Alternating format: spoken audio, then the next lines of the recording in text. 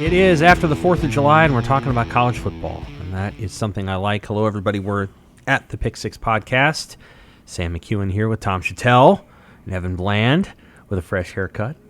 That's looking right. sharp. Thank you. Looking sharp. All of us are, Tom was good enough to come in during his time off to record this, and then Evan and I will be heading out here into the hot summer.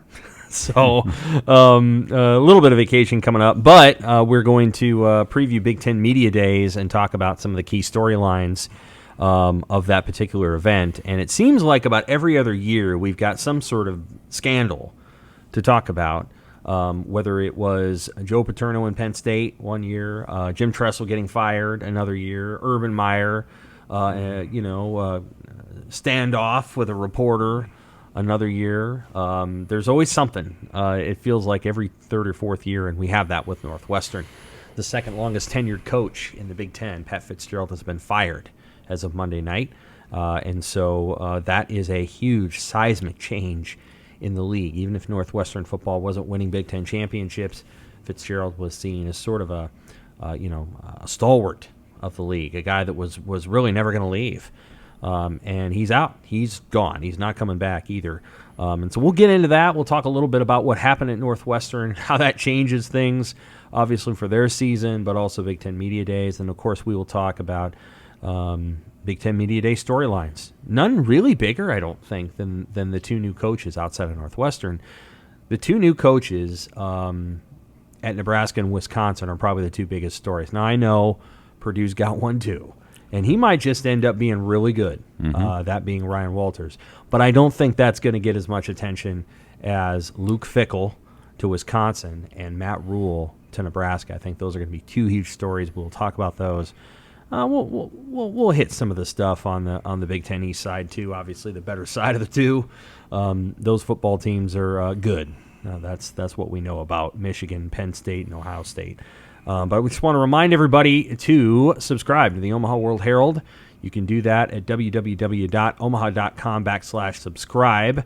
Still got a great deal going on, folks. It's a terrific one. You get 6 months, $1. Today is mid-July, so this is going to take you, it's going to take you all the way until the closure of the transfer portal. That'll be a happy day in Evan Bland's life because he's our portal guy. This will take you all the way to the closure of the transfer portal. So you're going to get to learn all the guys that are leaving Nebraska and about half of the guys who are joining Nebraska. That's right.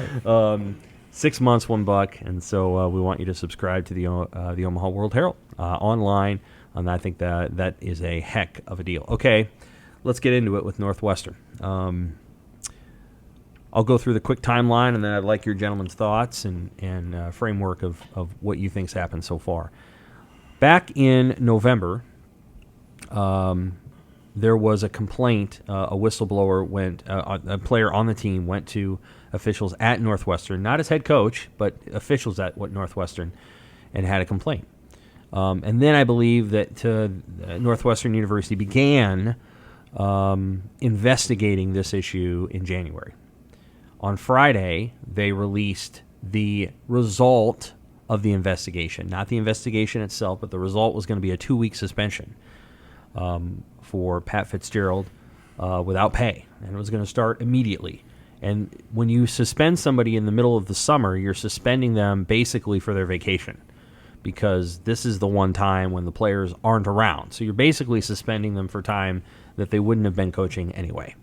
You're just not paying them, basically. But it doesn't really affect the team.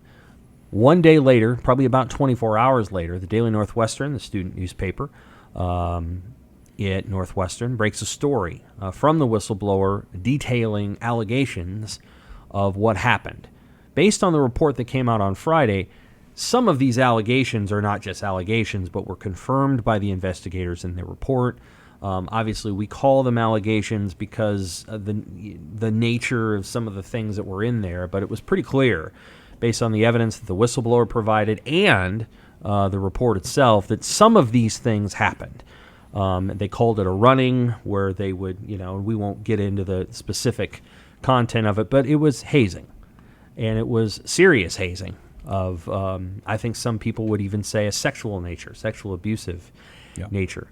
And the president of Northwestern, who's the guy that gave Pat Fitzgerald the 2-week suspension, then said he was going to reevaluate. He reevaluated. On Monday, he fired Pat Fitzgerald. About 20 minutes after he fired Pat Fitzgerald sent a letter out saying that he has hired an attorney and he's lawyering up to protect his rights. And then the president did not meet, I don't think, with the team. I'm not sure if that was true. The athletic director did via Zoom. And the players, many of the players, probably not all the players, but many of the players are very upset. Here's where we stand. Northwestern doesn't have a team, doesn't have a head coach right now. I think the defensive coordinator is becoming sort of the interim liaison. I don't know if they've named an interim head coach. Northwestern is looking for a head coach. They probably won't be able to get one that they really want unless that guy is unemployed by the start of the season. And Northwestern's football players, some of whom are allegedly complicit in some of the hazing, are still there and not happy. What a mess. Yeah, what a mess. Shocking. First of all, just, there's no such thing as the perfect coach, but Pat Fitzgerald was just perfect for Northwestern and sort of this Big Ten model coach from a former player, embracing the standards of Northwestern and right. The Big Ten cheerleader, Chicago, all that stuff. You just never know, boy. To me, there's two parts of this: the how this happened, and also where do they go from here? How this happened, I just from my seat over here in Omaha, 8 hours away, my impression of Pat Fitzgerald was that he knew everything going on in that program. He had his hands on everything. He was a small details kind of guy who was, a kind of a tough love guy. Right. And so I find it extremely hard to believe he didn't know anything about this. I will never believe that he didn't know that because, and I don't know that, but just my impression is he's one of these coaches, not a control freak, but a guy that knows every detail about the program every day, and he's got eyes and ears everywhere, and that's what you want. Right. I think Matt Rhule is a lot like that so far. He knows everything. He's got his hand, So for him to say, well, I don't know, and right in the locker room every day and at practice fields, there's no way. There's no way he didn't know. So it's shocking he let this go on. This is there, way back in the day, and maybe even modern times. Hazing has always been around in some form, tying up a guy to the goalpost or some kind of deal. This is way beyond a lot of that stuff. So shocking there. Where do they go? It's a mess. This is the age of the transfer portal. I can see half the team leaving, or depending on who the next guy is. Or you're right, they won't be able to hire a guy for a year. A year, after the season. Guys who are unemployed they would take a job. But who would that be? David Shaw or Paul Chryst. Yeah. Would you bring Gary Barnett? Is he too old to come back and do it again? Oh wow, I don't know. Just as maybe just as sort of a 1 year stable. Yeah, I don't know. David Shaw was at Stanford, but this is gonna be a tough job. And now with it, we'll talk about this later, but.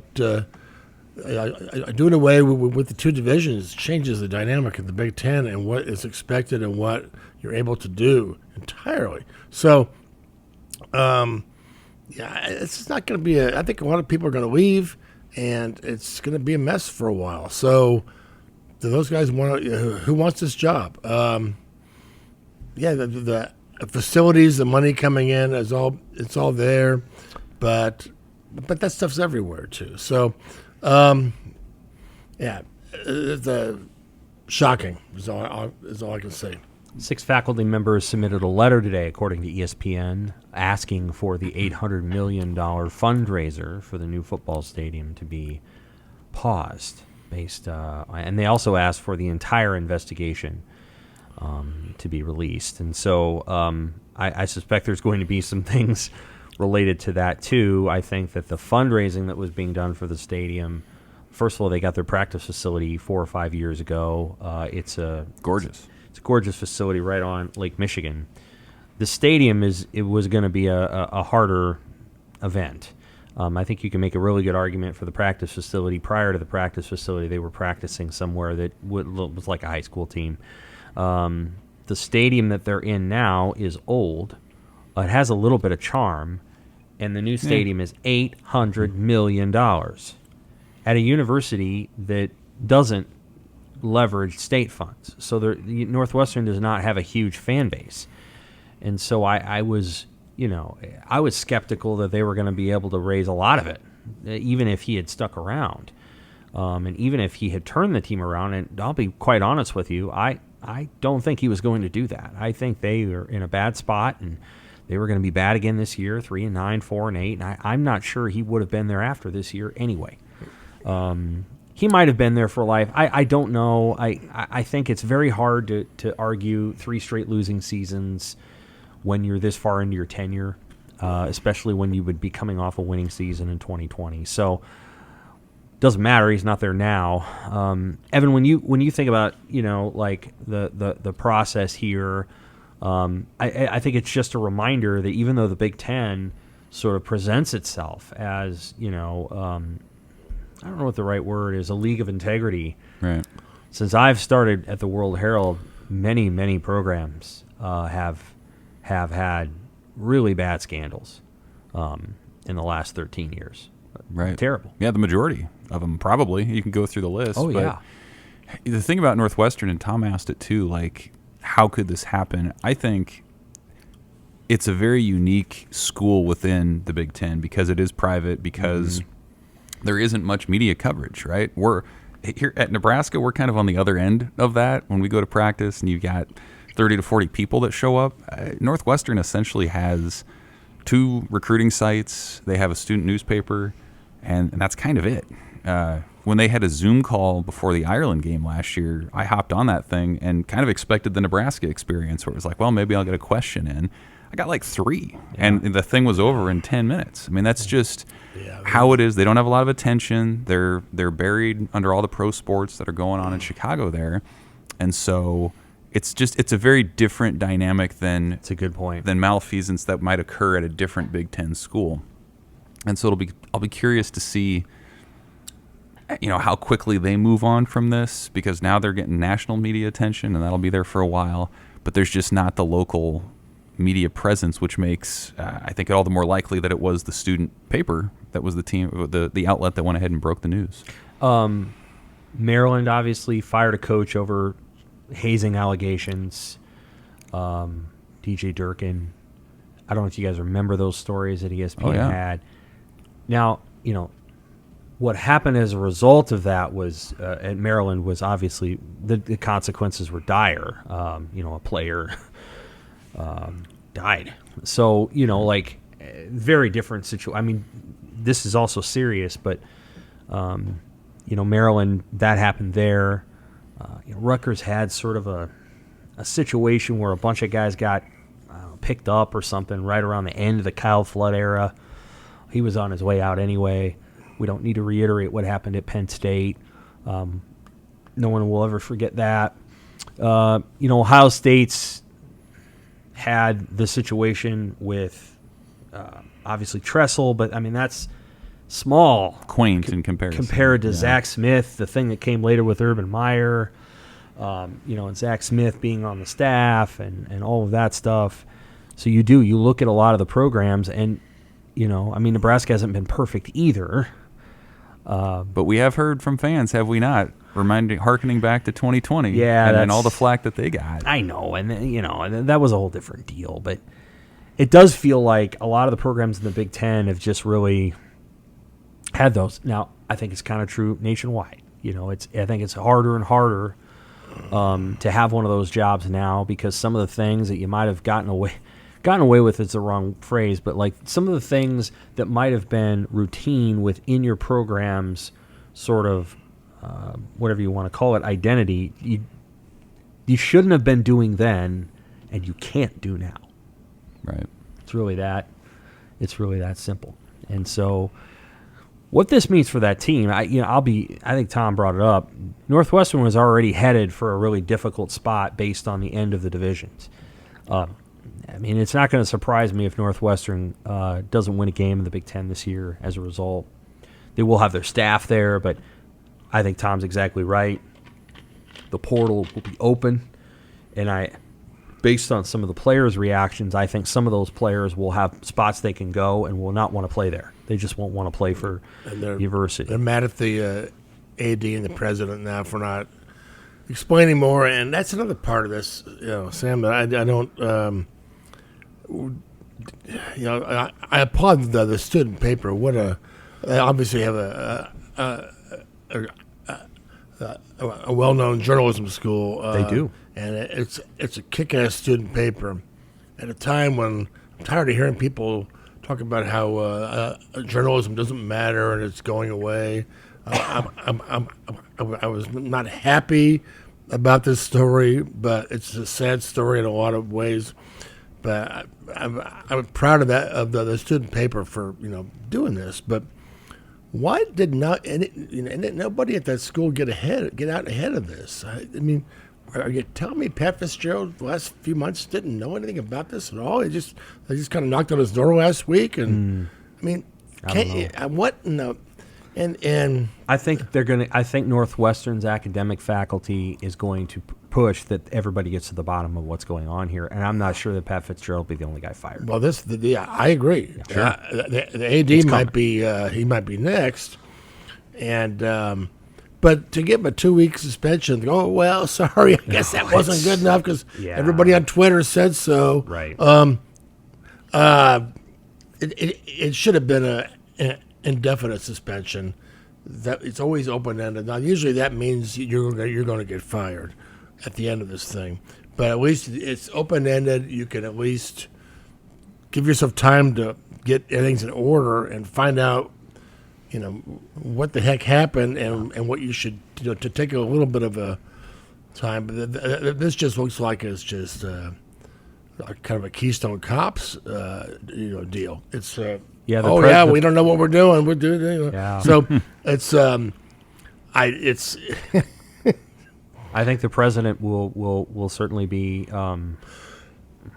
has a real challenge ahead keeping his job, because I think what would have changed in those 2 days? Did the investigators not do a good enough job?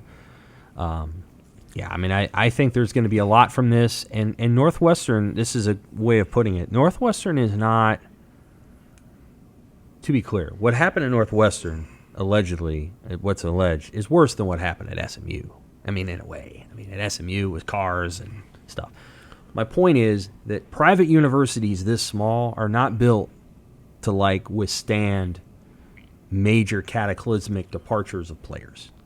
SMU never recovered from what happened to them. And I'm just saying, if Northwestern loses 30 or 40 players, it won't be like Penn State. If people remember, a lot of guys left the Penn State football program after 2011. Bill O'Brien comes in, he puts the names on the backs of the jerseys. I don't know how many scholarships they had, but Penn State, after O'Brien leaves, Franklin comes in, Penn State's able to rally from that.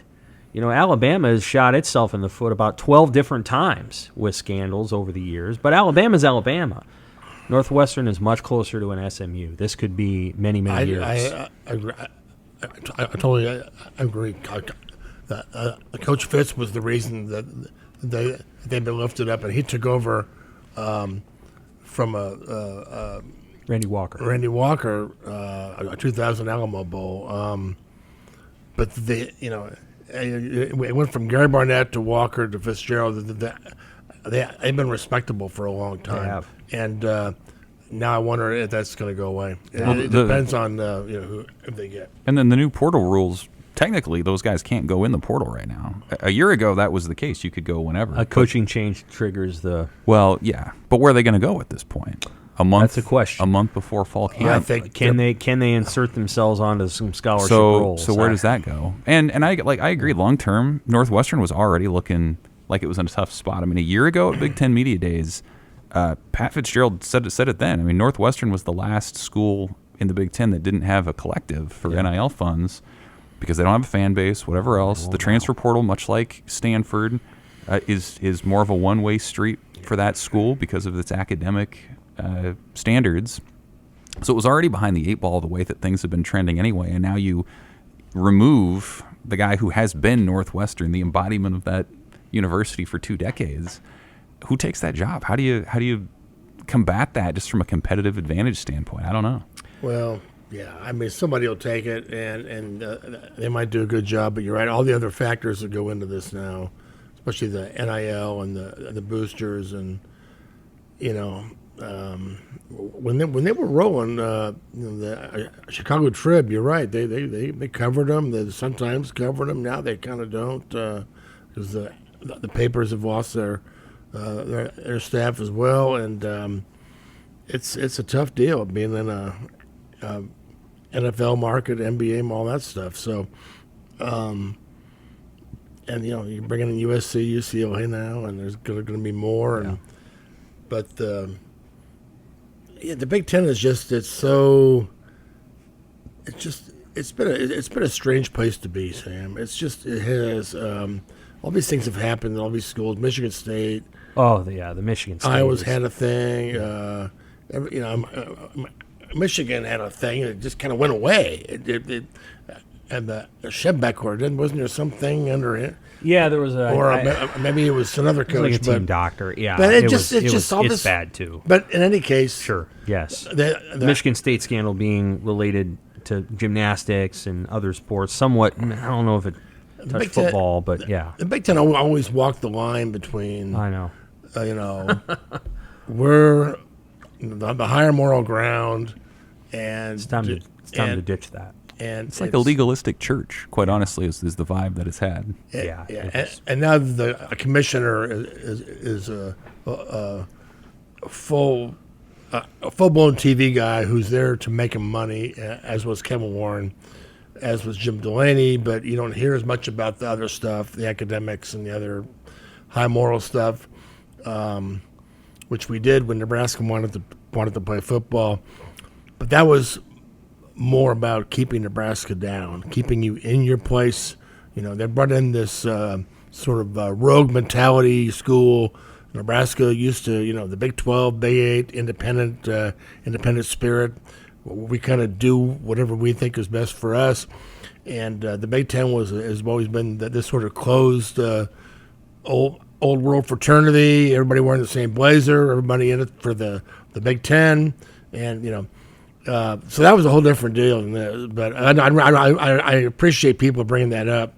But that was more about the Big Ten alumni on ESPN. Trying to make sure Nebraska's down. Don't you want to be here? You can go back. Well, I had news for them. Nebraska never wanted to be in the Big Ten. Nebraska wasn't looking to join the Big Ten. They're looking to leave the Big 12. There's a big difference. And I found we're a little different than everybody else. We're not changing. We're going to still be who we are. So that was a whole different deal. But no question about it. I think the idea that the Big Ten is somehow above it is just kind of laughable at this point. We've seen so many circumstances, and I remember Lee Barfnick asking Jim Delaney at the 2013 Big Ten Media Days about all the scandals, and and Delaney's up there, and he's just like kind of starchy, and he's like, and at the end of the day, I mean, the Big Ten needs in some ways to clean its own house. I mean, there's just been too many of these things that have happened at too many of the league schools. And it feels like it's kind of time to turn the page. It feels like these have happened more in this league than in some of the other leagues. Yes, it does. Legalistic church is a good way to put it. All right, on to the storylines of the Big Ten Media Day. So July 26th and July 27th are the Big Ten Media Days in Indianapolis at Lucas Oil Stadium. I like that venue. I like that setup more than I have ever liked the Chicago hotels. A lot more room to walk around for a big guy like me. It's just it felt like a much better environment, even though it was on a football field. So I'll take it. Nebraska on day 2. I'm not exactly sure what time they're going to go. In theory, they could go early or they could go late. I think they would be a great team to start the thing off with. But I don't know exactly what they're going to do. As I said before, and we can start here. I think Matt Rhule is going to be a huge story for a couple of reasons. One, Nebraska still has a curiosity to it. Whether you are, like Tom's mentioning, there's people in the Big Ten that look down on Nebraska. There's people who have been in this thing covering it for a long time who remember what Nebraska used to be. And they kind of like to see that happen again. They have a good memory. And then there's people that are just like, Nebraska is the school, like you said, that's a little different from everybody else. USC and UCLA will then be those schools again next year. But the other part of it is, I think Matt Rhule is just super popular with journalists because of the way he handles himself, the way he answers questions, and that he just kind of comes off like a guy. He wouldn't be a journalist in real life, but he'd be a guy that would love football and would love reading journalists. He just has a rapport with the media. He'd probably hang out with us. Yeah. What Bill Self does. He just has a rapport. Sam, the vibe I'm getting is that the people in the Big Ten, and they may be sort of intrigued by Nebraska, where if they're ever going to do anything, I think people are just kind of tired of Nebraska. They're just kind of, okay, you guys have cried wolf so many times. Just go prove it. I wouldn't be surprised if they put Nebraska last. Just to, we're all done with you guys talking and notable huffing and puffing and saying what you're going to do, and so just go do it. So I don't know that. I think Nebraska is always a story for some people, and they know who they are. I want to ask you this.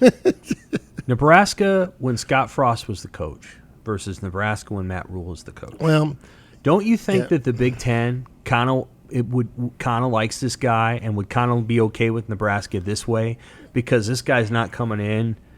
He's kind of he played at Penn State. Like, don't you think that the sense around it's a little different because maybe people just didn't like Frost as much? I just see the reaction I've from talking to people rather meeting the Big Ten. They think it's going to work, and then they weren't sure about the other, but they think, okay, this is probably going to work.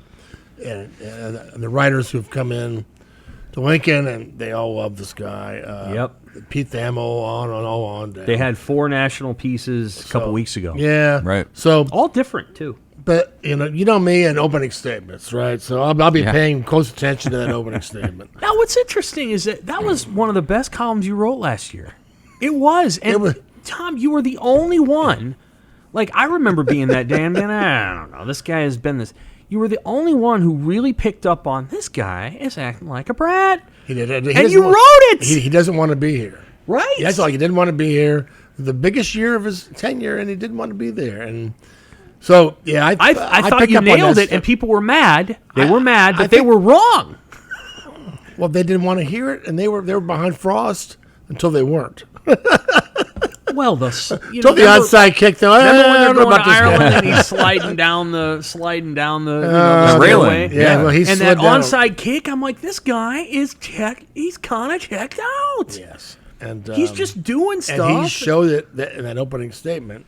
But regardless, I do think you go back through all these things, and I go back to the Big 12 media days too. But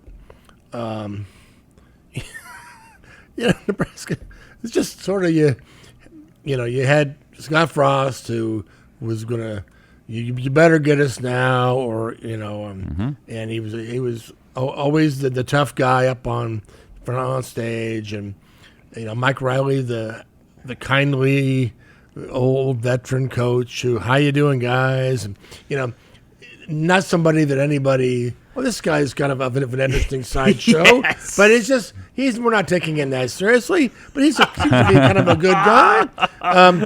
He's a nice guy. The great columnist in Harrisburg, David Jones, always writes a column after media days interviews about what each coach who he sounded like, and this guy's like a used car salesman, and this guy sounded like this guy.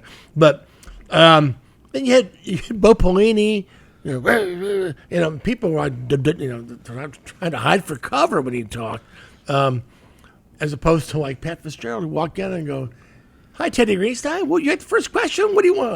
Right, in the purple suit. Yep. Yeah. So certain guys know how to play it. The Nebraska coaches have always just been kind of, They haven't really embraced the role like I think Matt Rhule is going to embrace the role.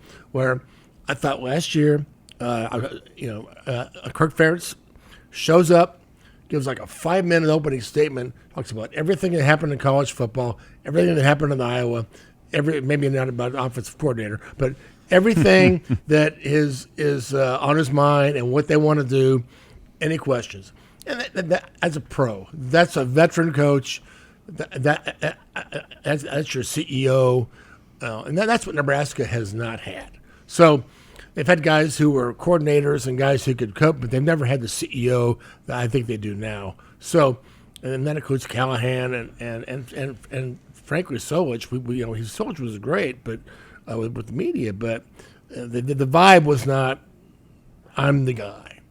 And I think now Nebraska has the guy. Yeah. I think that's what we're going to see in Indy. So I agree with all of that. I mean, I think that's precisely the vibe that he projects.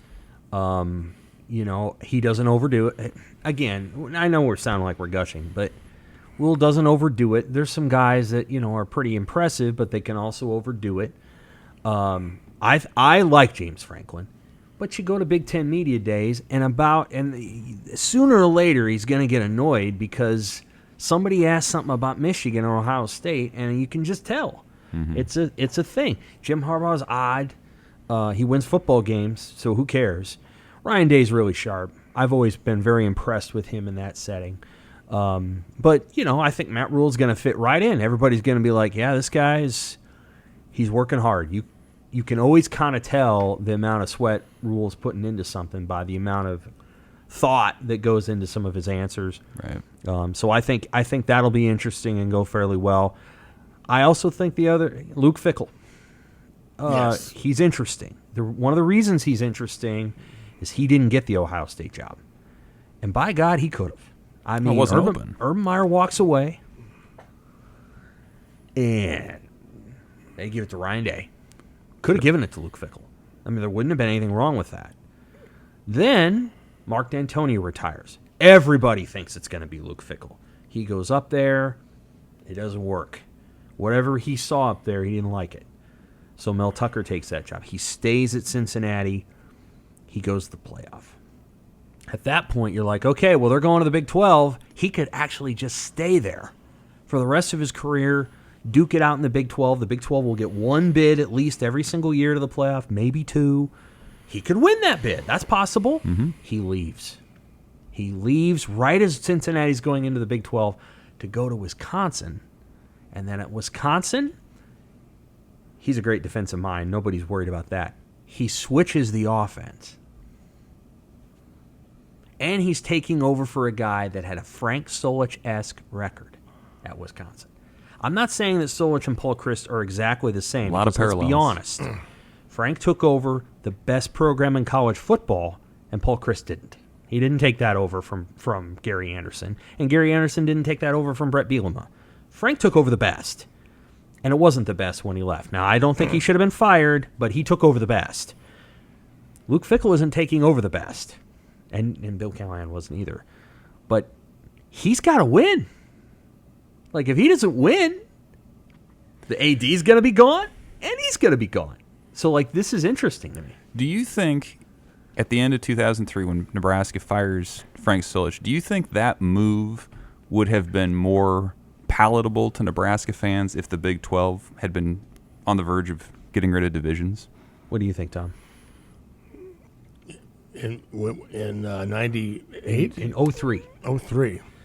If the Big 12 had been going divisionless and everybody knew that Nebraska was going to have to compete with Oklahoma and Texas, not just as a division. You don't have to win the division, but you have to actually go and right. Would people have been okay with Frank being fired? I don't think they would have. But I'm curious what you think. Well, no, they would have. Well, they would have. There were people that were for it and against it, and would it have been less divisive? Though I suppose is what I'm asking.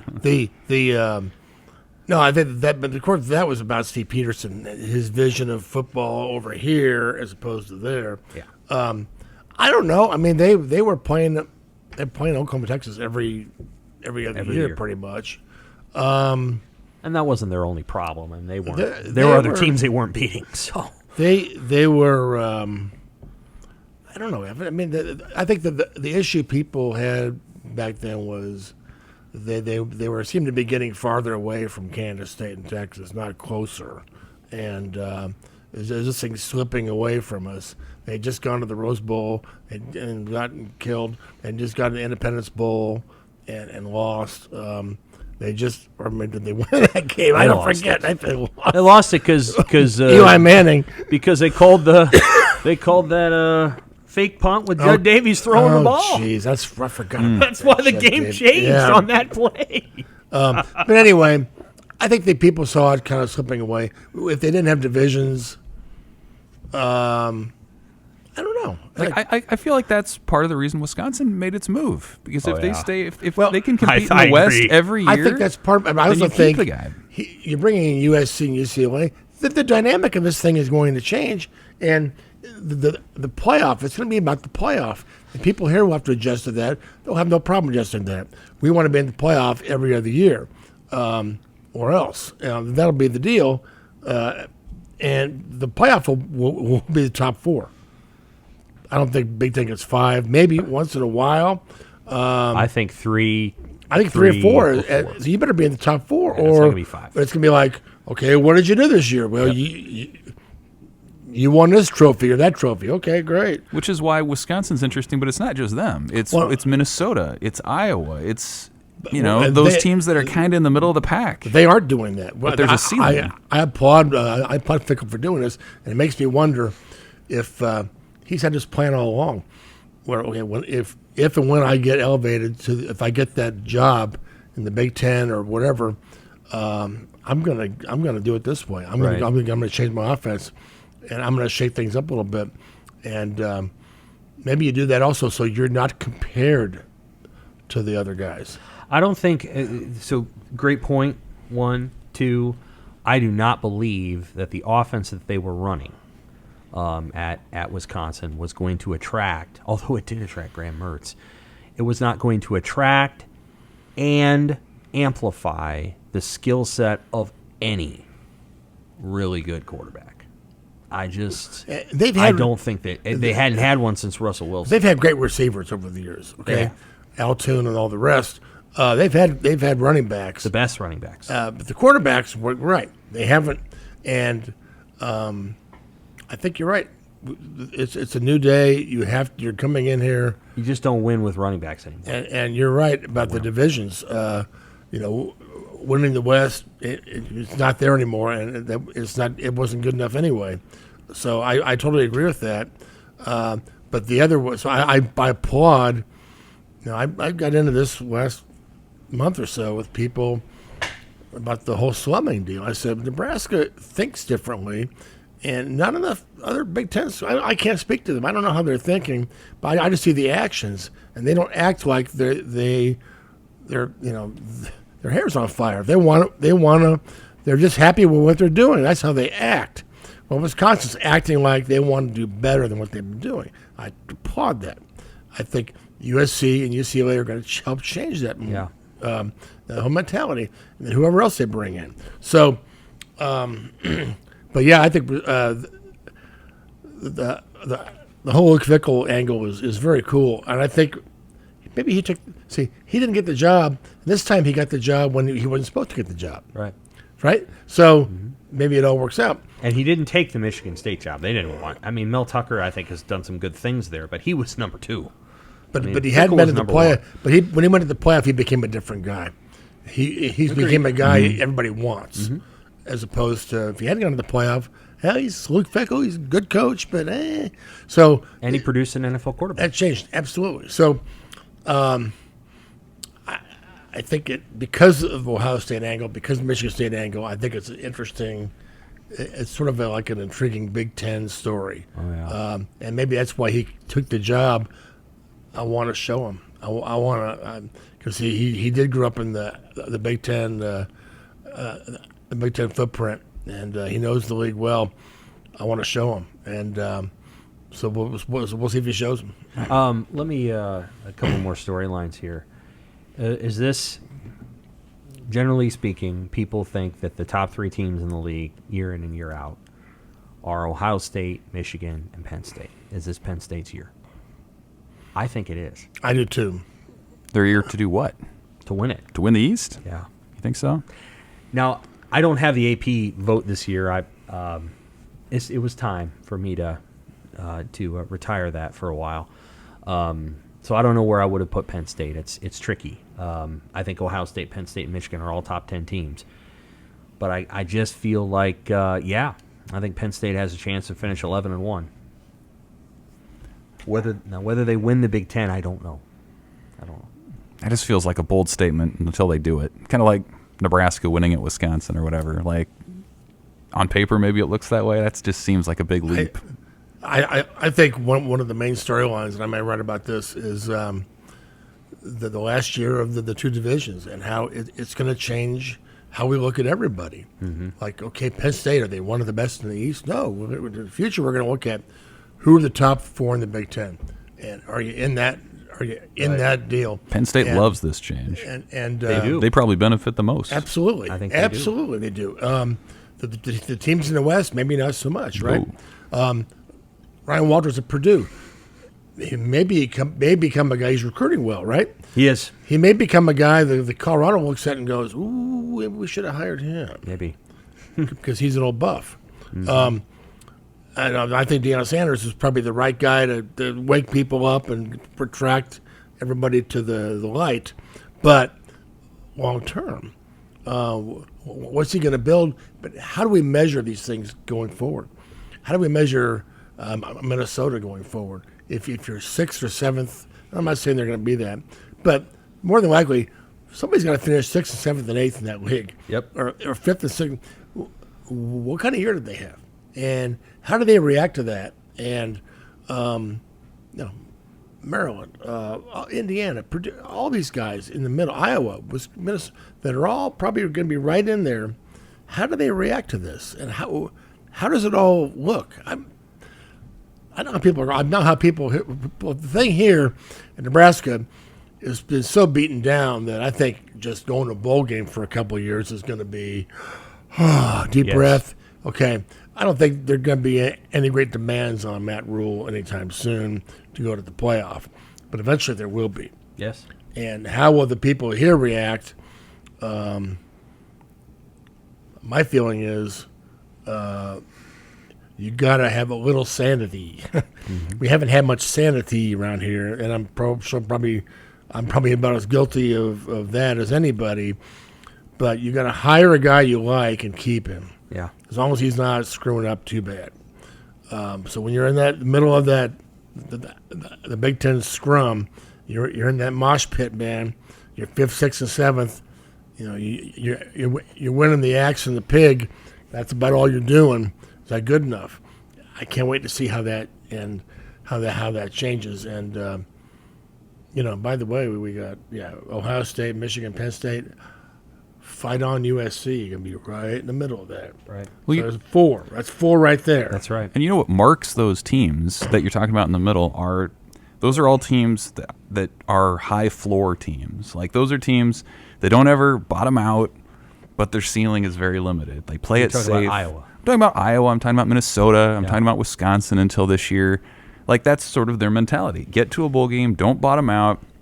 But they're never going to really contend at the top. And so that's what I think this division removal is doing, is forcing teams to say we need to find ways to raise our ceiling, and maybe that's going to be a little more of a yo-yo from year to year. But I think Wisconsin's doing that. I think Nebraska, for all of its failings, has tended to be a team that shot high, and it hasn't worked out. But I think that's a mentality that's going to suit it well moving forward. That's why Nebraska's always trying to do that. But let's be fair. In the Rose Bowl era, a lot of these Big Ten teams had their year. Okay, once in a while you have that year. That's true. Iowa goes to the Rose Bowl. Purdue with Joe Tiller. Yeah. Illinois. No, that's right. Illinois that's goes fair. Every once in a while. You have that year where it all works. You beat it. Maybe you sneak in between Ohio State and Michigan, and you go to the Rose Bowl. And sometimes the schedule had something to say about that too. Maybe you didn't play those guys, but so can they make the playoffs? Sure, if they can win the Big Ten and go to the Rose Bowl in the old days, sure they can. But I just wonder what's going to happen. People are going to like going, the Rose Bowl is not going to matter anymore. So and winning the Big Ten championship, who cares? It isn't going to matter. All it gets you is a spot in the playoff. Yeah, it's a ball about. Are you one of those teams playing in the 12-team deal? Which they will be. The Big Ten champion will be in it because they've gotten rid of the divisions. But that'll be secondary, Sam, to being in the playoff. That's the world we're about to live in. Mm-hmm. A lot of the bowl games are, I don't know if they're going to go away, but they're going to be marginalized. They'll be down. We're about to enter a brave new world, and I can't wait to see how the Big Ten and these schools react to it. Yeah, it's an interesting. What I will say is, at the right time, I think Iowa will know what it needs to do.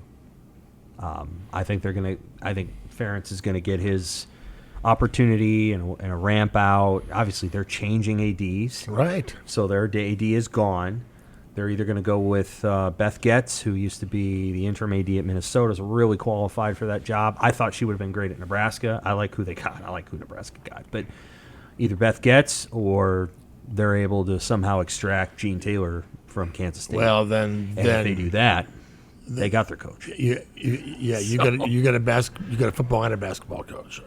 Yeah, you do. So I don't know that he's going to leave because K-State's got it in a good spot. But I think at the right time, Iowa will be like, okay, our job is open, and guess what? I think we've all been to Iowa. I like their stadium. I like their facilities. They will attract high-level coaches. Absolutely, sure. High level, like it'll be. I think so. They won't be behind for long. But I do wonder about Minnesota. Yeah. But here's a narrative we're going to hear a little bit about. I'm already hearing from some Hawkeye fans. I know if Iowa, if they win the last West Division, and they could, yes. Arguably should be the favorite because we don't know what Wisconsin's got, and Iowa usually beats Minnesota, so Iowa wins. What does that? Okay, Coach Ferentz, here you go. Walk off a winner. Yeah. Walk off with the last division title. Is this the time to do it? Yep. Well, it's easier for us to say that than it is for him to do it. But that's something I think as we go through this season, I think that's going to come up. I agree with you. It's come up a couple of times already, but I do agree that I think when the time is right, they're going to make some sort of adjustment. Minnesota, I think they've got a coach who off the field is all the things that you would want a program to be for what they're looking for. On the field, they play like, gravy, like thick gravy. Mm-hmm. And I don't know how they fix that easily. I really don't. Like it's a very sound system. They won 9 last year. They won 9 the year before. They won 11 in 2019. This is not a bad program. Like they're doing some good things there. I don't know how. That'll be a question that's worth asking to him. Is like how do you get from here up to here, especially when when you have a year when you draw Michigan, Ohio State, and USC.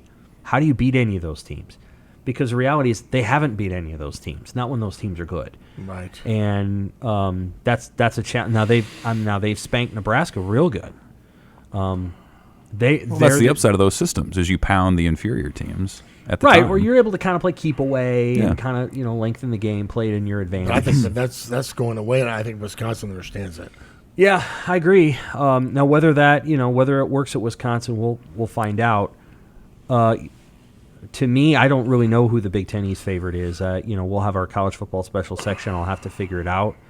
There's just this part of me, inside of me, that says Ohio State's going to be really good on defense. Like, not just good, but otherworldly good. And that might give them the edge. And I think Michigan just takes a half step back on defense. I'm a little curious to see the Harbaugh vibe in Indy because he's usually all over the place. Yeah. But he's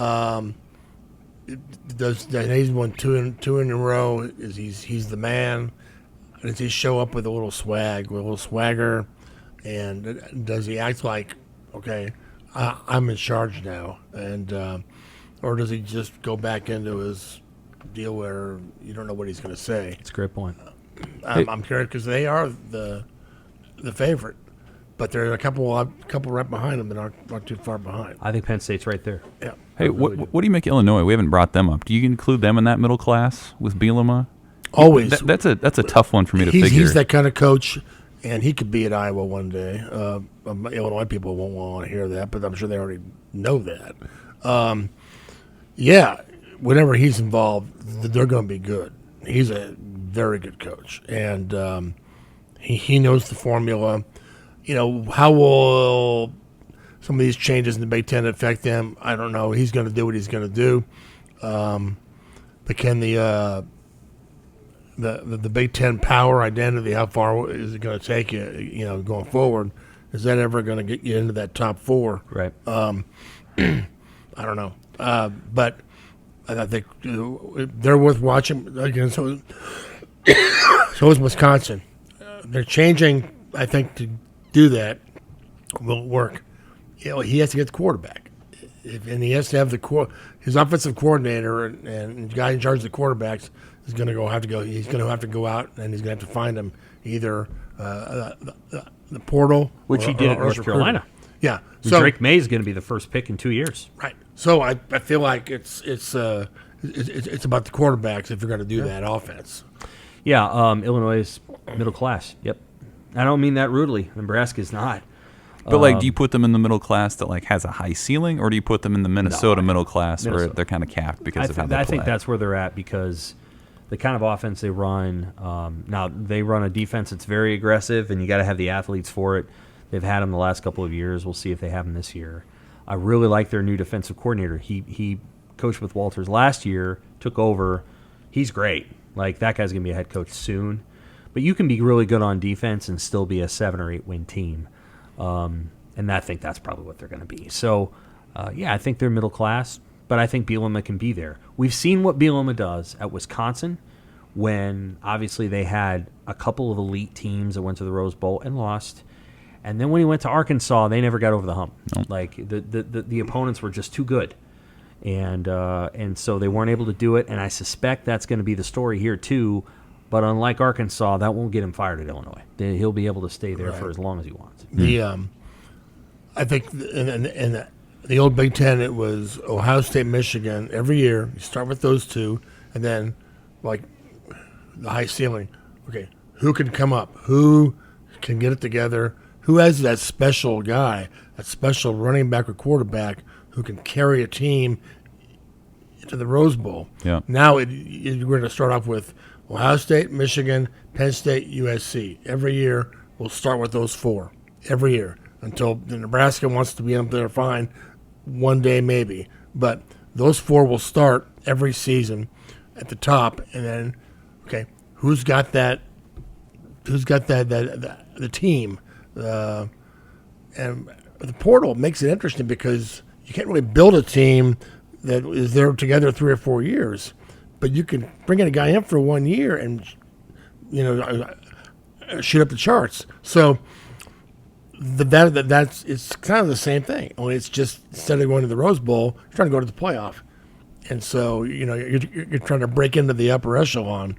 And can people do it? Yeah. What I'm curious about is the patience level. does it change? Are people more anxious to do things quickly, or we'll just wait our turn? We'll go once every 10 years to the playoff, and that'll be good enough. And I don't know. All right, do you guys know who your Big Ten champ is? You want to pick? I mean, reflexively, it's going to be one of those East powers, right? Yeah. I'm going to say Michigan again. Yeah. Okay. Do you? I'll take Penn State, and I don't know where the game is. I have not. I've been on vacation. I don't know where anybody is playing anybody. I know I'm supposed to be in Minnesota on 31st. I think you're gonna have 3 teams finish 11-1, and I don't know how the tiebreakers are going to work out. But I will take Ohio State. I think their defense is going to be elite. So everybody's. It's my hunch that coordinator in the second year, coach, is not going to be there next year because he was fired, and we're not talking about Fitzgerald. Who is that? I mean, I think we all can have the same answer, but Tom Allen. Yeah, Indiana. Yeah. He seems like a nice guy. The recruiting wasn't there, and it hasn't been there, so they're going to struggle to get home. That's another place there. He was started hot. Yeah, he's an Indiana high school coach, Indiana guy. He's our guy. Going forward, Kevin Wilson got him some football players, and Kalen DeBoer was there. That helped. Yeah. Now those guys are. Kevin Wilson, who also was fired for hazing, abuse of players. Right. But he recruited some good players before he left. Allen took those guys, and they made something for a few years, and then the recruiting fell apart. I was just thinking about this mentally in my head.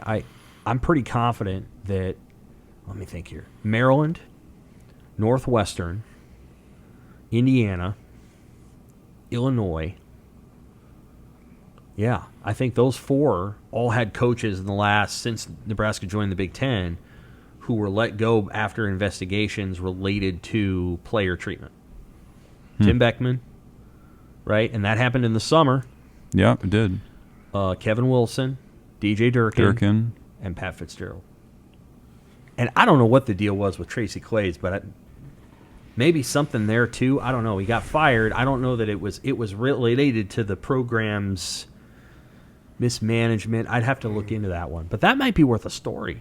Like, this has happened way too much. The culture has to change in college athletics. It just has to. It's time. It's got to change. No, not to go back about Northwestern, I think we're seeing in the Big Ten is it's not great all the way through, but it's good football. Right. It's hard to win in this league every week. So it just puts more emphasis on what Nebraska's trying to do right now, and that's get out of the bottom. And it's going to be hard for Northwestern to, if you're at the bottom, or Indiana or whoever, it's hard to get.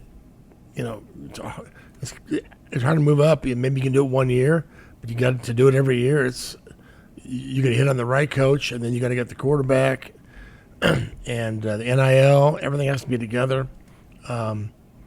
This is a league now where if you're down, you might stay down for a while. That's right. All right, that is our Pick Six podcast for the Big Ten Media Days. We will be back to preview Nebraska's football camp, which starts 3 days after Big Ten Media Days. For Evan and Tom, I'm Sam. Thanks for listening, and have a good rest of July.